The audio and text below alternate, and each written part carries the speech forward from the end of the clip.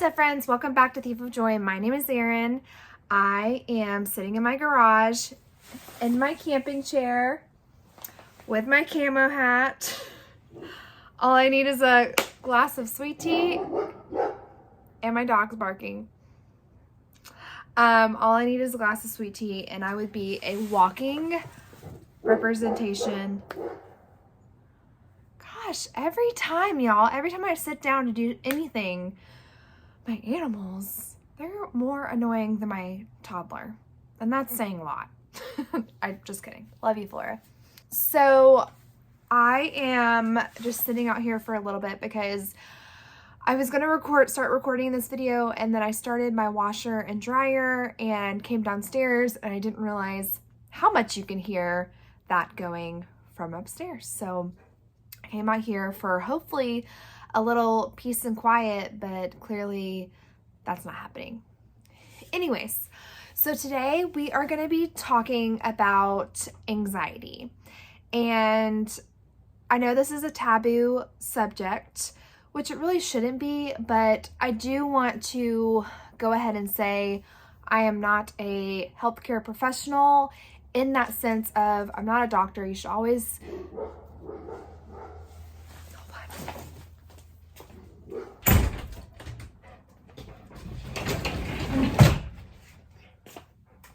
Okay, we're gonna take this inside. All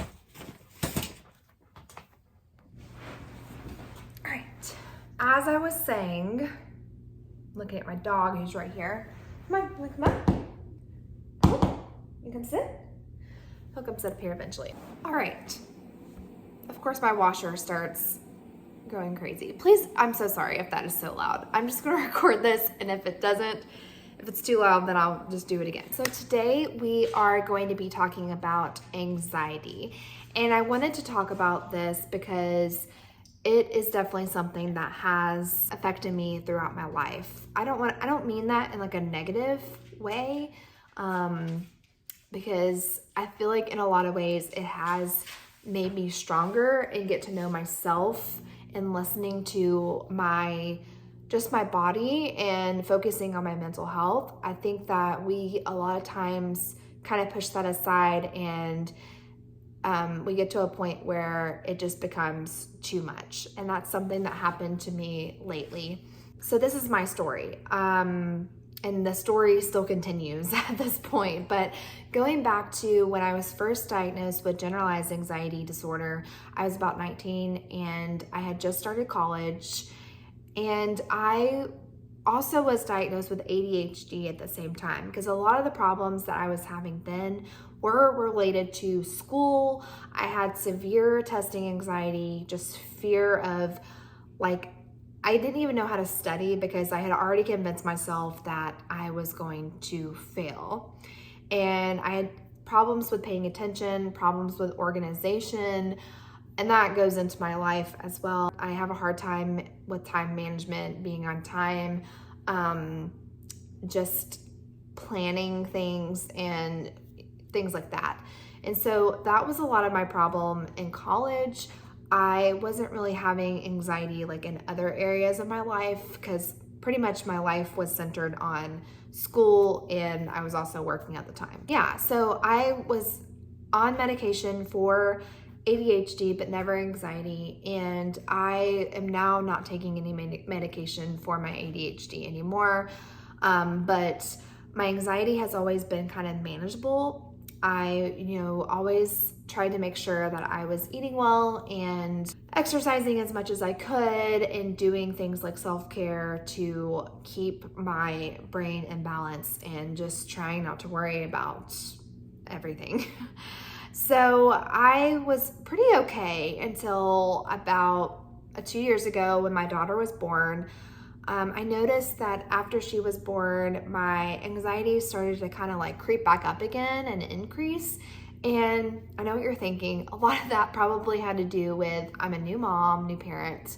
My husband and I had not been married. We had been together for a long time, but we hadn't been married that long. Just managing these new relationships to include having a child was a lot for me. And a big factor was that I had a lot of problems with like breastfeeding, and that was a huge trigger because my daughter, when she was born, she was 3 weeks early and she was very small. She was 4 pounds, 8 ounces. And I will do a whole video about my birth story eventually, but just wanted to mention that because it's important as to why I was so anxious around this time.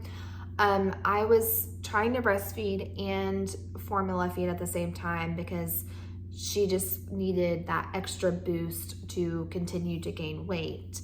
And we were going to the pediatrician about every week, sometimes twice a week, to have her weight checked and then also her bilirubin checked because she had some jaundice, and which kept us in the hospital a little bit longer than normal.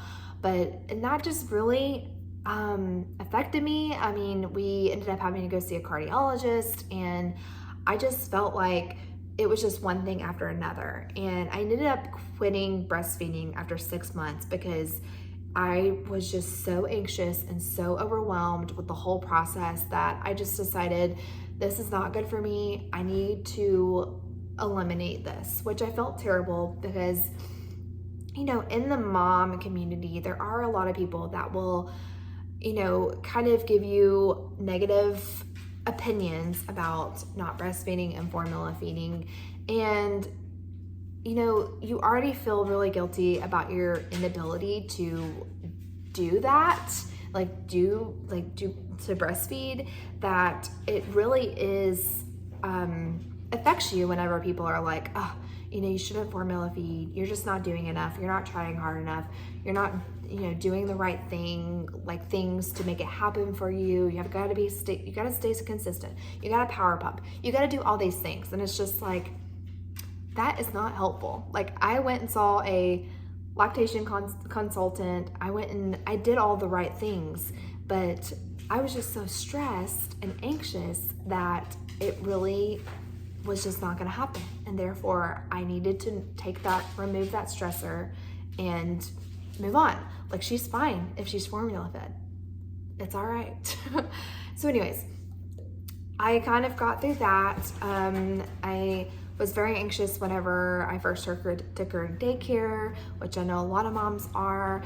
And then slowly but surely, my anxiety kind of started to dwindle and I was doing a lot better. So now we're caught up to now.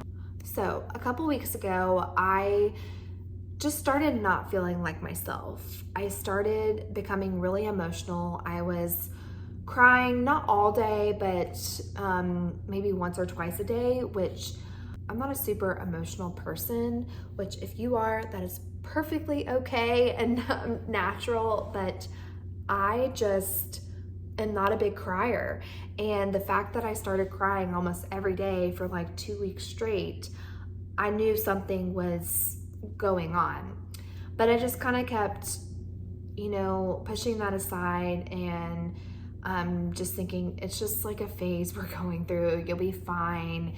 And then I started having all these thoughts about like the people around me, like passing away, and then I started thinking about something was going to happen to me, and you know what was going to happen to my daughter and my husband, and you know eventually my parents would be gone, and just like all these things. Basically, I was very focused on like death, but not in a way of I was like gonna harm myself or harm anyone or anything like that. I just became super fearful of the people around me, something happening to them or something happening to me and stuff like that. And I think that kind of came from about a year ago, a girl that I knew, I hadn't talked to in years and years, but she unfortunately passed away, and she had a 3.5-year-old and a daughter that was a week old whenever she had just given birth to her daughter and passed away a week later. And I just remember thinking, you know, back a year ago, I just remember thinking that was such a sad situation. I never really thought that much into it, I guess.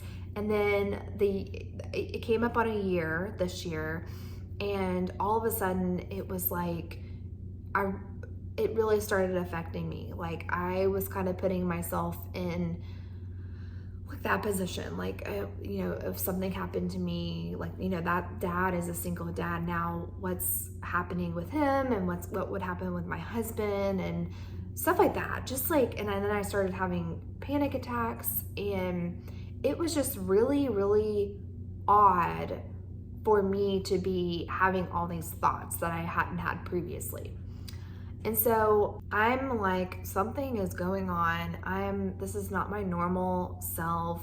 I probably need to figure something out. And then I started thinking more about it. I would show up to my job and I would just be like, so not into it, which is not myself at all, because I really love what I do. I know I've probably mentioned this before. I mean, I have I have a couple of videos on social work, and so it's really something that I enjoy doing. But I had gotten to the point where I became resentful of my job. I think a lot of it had to do with, I have never not worked through COVID. I started my first social work job November of 2019, and then COVID happened January of the following year. And so I have never not worked through COVID. Now that it's starting to kind of like settle down a little bit, not to say that it's not still out there, but like now that things are starting to settle down a little bit, like in hospitals and stuff, I think I'm kind of looking back on my experience and realizing all the things that I saw and went through and had to like manage while I was trying to learn and get better at my job. And I think I pushed down a lot of that, and it kind of came to surface now that it's kind of going away, if that makes sense. And I saw a lot of people come to the hospital okay, and then some of them didn't make it out of there. And I think I started thinking about my loved ones and what that must feel like if something were to happen to them, like kind of internalizing all these things that I saw other people go through that I never really experienced. I fortunately did not have any family that was really affected by COVID at all. And I also, and this is not me like gloating or anything, but I think it needs to be said, and why I probably am experiencing what I've experienced, and that I've never really had anybody super close to me like pass away. Like, I fortunately, my almost all my immediate family is still with us. And so, but I know that is something that will happen eventually, and I think that's really been hard for me to digest for some reason. So I don't know. I just started internalizing all of these thoughts and like things that kind of like going back to my testing anxiety. When I would start studying for things, I had already convinced myself that the negative was going to happen. And so fast forward, years later, it's like I'm doing the same thing. I'm already thinking of all the negative things that could possibly happen.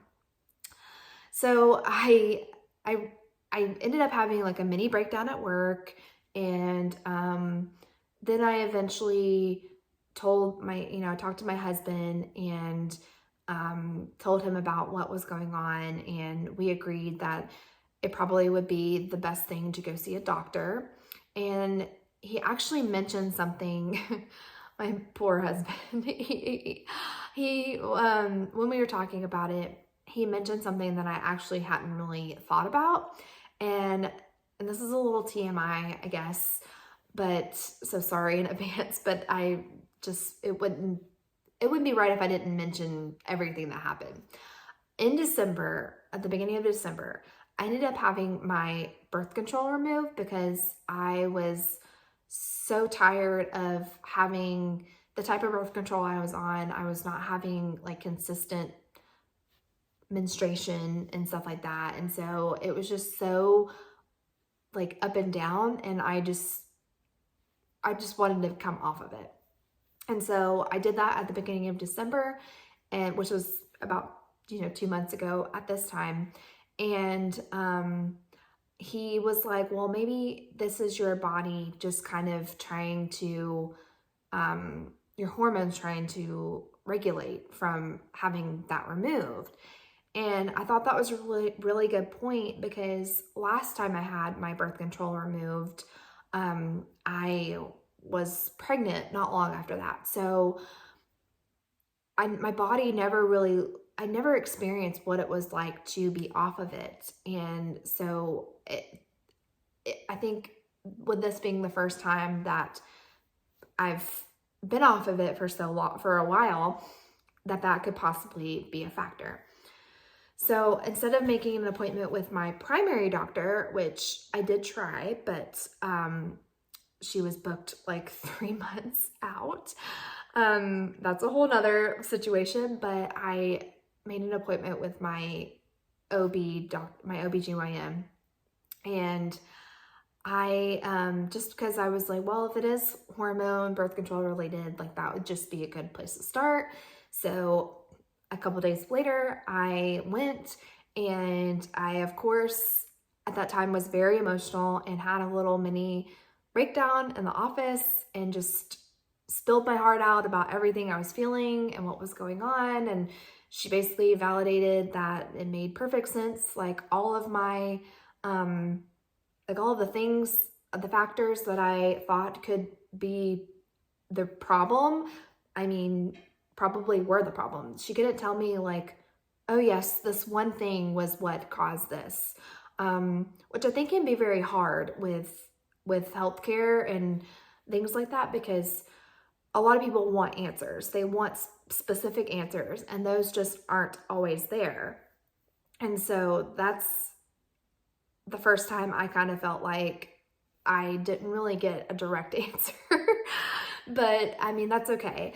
I asked her about like natural things that I can try before I try like medication or anything like that, which, disclaimer, nothing is wrong with medication at all. I just wanted to give my body the chance to kind of do it on its own first. And whether that was taking vitamins or in any other supplements before trying a medication that I would be on long term, I wanted to, give it a chance to do that. And so she gave me some recommendation for some vitamins like magnesium, B12, vitamin D. Again, you should always talk to your doctor if those are things that you are looking into taking and think might help you. And she did give me a prescription for a anxiety medication, and I did go and pick it up, but I have not tried it yet because I do want to try the natural course first. I just wanted to talk about that because I think it's ironic in my position. I mean, I'm a social worker, if you don't already know that, but it's almost like I see people all day long who have anxiety, depression, etc. And there are people who are not managing those symptoms, and it's affected other areas of their life.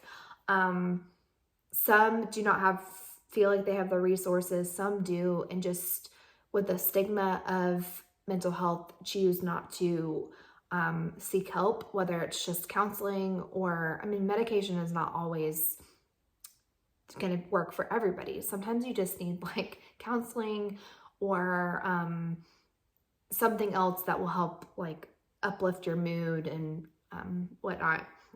So I feel very fortunate that I have those resources, but yet I was just like all the people that I've encountered who were afraid to even talk about their problems. I was afraid to talk to my husband. I was afraid to go to the doctor because I didn't want to be viewed as like fragile or someone who couldn't handle things. And I just kind of had to realize that that is still my anxiety, just pounding me down and trying to tell me like, it's not worth it. It's not worth taking the time to really address. I fought through that, and I did what I needed to do. I used the resources that I have, and I really do feel a lot better. And I think a lot of it actually had to do with just talking about it. It's amazing how just confiding in somebody like your husband or your spouse or your mom, or if you have a therapist or best friend or whatever, and just telling them what's going on, how much of a release that can be overall. I mean, I think that we as people tend to shove down our problems. I know, speaking from my perspective, I see a lot of people who have a lot of problems. And I feel very fortunate in that I have not had those level of problems in my life. And so then I convince myself that, oh, there's people out there who have bigger problems than you do. And that's me pushing down what I'm feeling and not addressing it. And then ultimately, what I was afraid of is that I would have some kind of like just full on breakdown, and it would be when I could have been doing something about it. So I just wanted to talk about that because I just want people to not feel afraid to talk about anxiety, depression. Acknowledging that it's there and it's real is the first step to feeling better. Another thing that I wanted to mention was, ironically, during that time, I have a women's Bible study group that I go to, and we were going through this study, and it's going through the whole Bible. And it's this seamless understanding the Bible as one complete story. I got this on Amazon if you are interested in this study. It's actually really funny and just like realistic, which I really like because it helps you kind of understand what's going on. Also, I just need to say that my bookmark for this book is a speeding ticket that I think I got the week before. No, I got this in January. So that's still gonna pay that. But there is a part that I came upon during the study, and it's talking about the difference between God tempting us and God testing us. So I just kind of wanted to read a little excerpt out of here, and because it kind of just started making sense to me, and I'll explain why. So, does God test us? Yep, he sure does. Does he tempt us? No, he does not. Is there a difference? Yes, and it's one I would love to go into more detail on, but for now, let me just try and make it a little more clear. God tested Abraham and tests us because he knows we can and hopefully will make the right choice that reflects our trust and love for him. He sets us up to honor him and strengthens us in obedience. Tempting someone is more like inviting them into a situation where you want them to fail. If you're watching what you eat and I start waving a candy bar in front of you, that's tempting. I'm deliberately setting you up. God doesn't set us up, Satan, our adversary, does. That being said, testing isn't easy. I just wanted to mention that because I am a person of faith, and I do believe that I had started to get more anxious about things, and I stopped, asking God to kind of like take my problems and just give them up to him, and was taking them on myself as a human. And I haven't really been like in the word lately, and I haven't really been praying just because I kind of convinced myself that my problems were so minimal compared to other ones, and that it wasn't worth praying about. It wasn't worth, bringing it to God. And I think in a way that this was God testing me to get me to come back and really reach out more to him and talk to him. And, I don't know. It's just funny because how everything happened. I finally started talking about it, and then I also started, getting into the word more, and it's just like things have kind of disappeared, like as far as how I was feeling those couple of weeks. And so I don't know. I don't want anybody to be offended if that's not something that you truly believe, but I think I would be dishonest if I didn't say that was something that probably helped me through this time. So anyways, just wanted to kind of end this on that note. I hope that this was helpful, and I know it was helpful for me in talking about, what I've been going through. I don't think it would not be genuine of me to not mention this as a big part of my life. And if I can help anyone with just opening up and talking to someone and getting to where they need to be, then that's truly, what this is all about. And, a big thing is that this is kind of like a time capsule for me, and that I want to be able to look back and be like, wow, you made it really far. And it was because you recognized that there was an issue, and, you took it on and you did something about it. And I want my daughter to always feel like she doesn't need to hide anything, her feelings, and there's no need to feel like you need to push it down or that nobody cares. So anyways, I am so glad you joined me today, and I'm sure there will be many, many more talks on anxiety, just because it is, love it. Anyways, thank you so much for watching today, and check out my other videos if you want. I'm still pretty new here and trying to figure out what is good content and what is not. But also just remember that this is kind of like my video diary. So it may not relate to everyone, but I hope to look back on these videos one day and just see where I was at that time and where we were as a family and etc. So thanks for joining me today, and I will see you guys in the next video. Bye.